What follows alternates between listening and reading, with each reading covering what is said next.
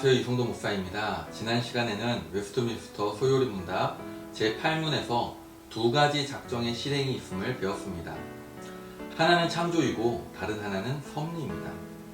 앞서 말씀드렸듯이 성경은 우리의 이성을 뛰어넘는 광대하고 근원적인 것뿐만 아니라 참새 한 마리의 운명까지 포함하는 세상 모든 것이 하나님의 뜻 안에 있음을 증언합니다.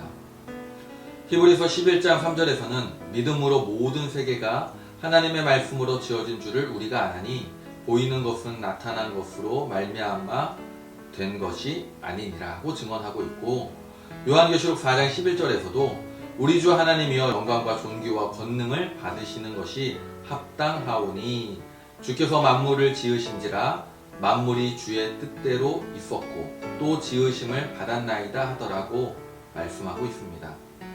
즉 창조는 하나님의 작정에 따른 하나님의 사역이라는 것이죠.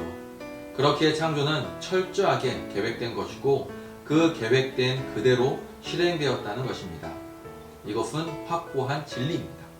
왜냐하면 이것은 믿음에 관한 것이고, 이 믿음이 불확실하면 지금까지 살펴본 것과 이후로 나눌 내용들이 제대로 뿌리내릴 수 없기 때문입니다.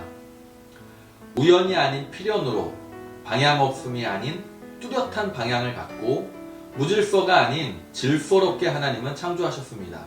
그리고 제9문은 이것을 매우 명확하게 진술하고 있습니다. 웨스트민스터 소요리 문답 제9문을 제가 읽어보겠습니다. 질문은 창조 사역이 무엇입니까? 답은 창조 사역은 하나님이 모든 것을 무로부터 만드신 것입니다. 그의 능력의 말씀으로 6일 동안 만드셨고 모든 것이 매우 좋았습니다. 제9문의 흐름을 따라 살펴볼 때 첫 번째는 창조 사역의 주체를 가장 먼저 고백합니다. 바로 하나님이 만드셨다는 것이죠. 영원 속에서 모든 것을 작정하시고 그 영원한 계획을 집행, 실행하신 분은 오직 하나님이라는 것을 확고히 합니다.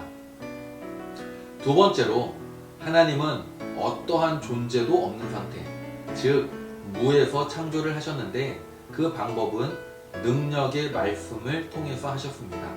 창조 사역에 삼위일체 하나님께서 모두 동참하셨는데 성부 하나님께서 말씀하셨고 성자 하나님은 바로 그 말씀이시며 성령 하나님은 그 말씀을 효과적으로 적용하시고 온전하게 이루셨다는 것입니다.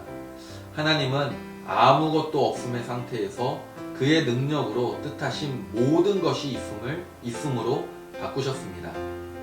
세 번째로 이 창조 사역의 기간은 6일, 엿새로 첫 3일은 빛과 어두움을 나눔, 하늘과 물을 나눔, 땅과 바다를 나눔으로 그 틀을 형성하셨고, 넷째 날부터 여섯째 날에는 해와 달과 별, 물고기와 새, 동물과 사람으로 그 틀을 채우셨습니다. 하나님은 스스로 정하신 순서와 뜻을 따라 6일 동안 창조하셨습니다. 마지막으로 하나님이 무에서부터 능력의 말씀으로 6일 동안 창조하신 창조의 그 결과는 모든 것이 매우 좋았습니다.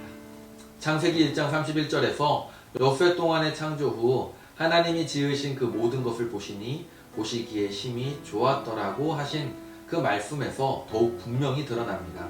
즉 창조는 하나님의 작정의 실행이기에 마땅히 모든 것이 매우 좋은 것입니다. 이를 종합해서 조금 더 깊이 정리해보면 창조는 하나님께서 완전하고 충만한 자신의 영광을 드러내신 것으로 창조된 모든 만물을 통해 하나님의 속성이 온전히 드러납니다. 당연히 피조물들은 하나님의 작정에 따라 존재의 목적이 있고 오직 하나님의 뜻이 만물의 척도가 되는 것입니다. 결론적으로 창조의 궁극적인 목적은 하나님의 영광을 위함이라는 것이죠. 결국 행복한 삶은 허상을 쫓는 것이 아니라 창조의 목적을 따르는 것이고 하나님의 영광을 향해 사는 삶이 행복하다는 것입니다. 이것은 제10문에서 다룰 사람을 창조하신 일을 살펴볼 때 더욱 분명히 드러납니다.